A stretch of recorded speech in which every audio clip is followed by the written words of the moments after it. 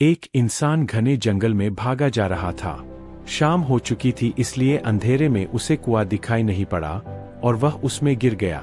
गिरते गिरते कुएं पर झुके पेड़ की एक डाल उसके हाथ में आ गई।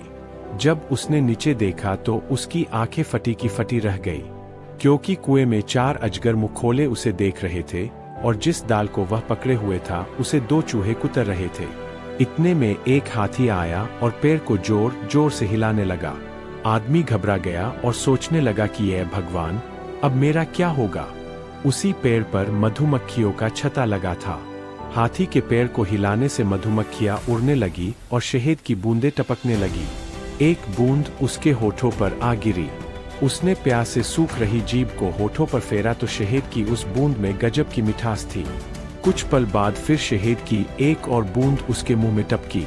अब वह इतना मगन हो गया कि अपनी मुश्किलों को भी वह भूल गया। तभी उस जंगल से शिवजी एवं पार्वती अपने वाहन से गुजरे। मां पार्वती ने उसकी दयनीय स्थिति को देखकर भगवान शिव से उसे बचाने का अनुरोध किया। भगवान शिव ने उसके पास जाकर कहा, मैं तुम्हें बचाऊंगा, मेरा हाथ पकड़ लो।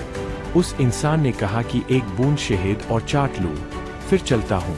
एक बूंद, फिर एक बूंद और हर एक बूंद के बाद अगली बूंद का इंतजार।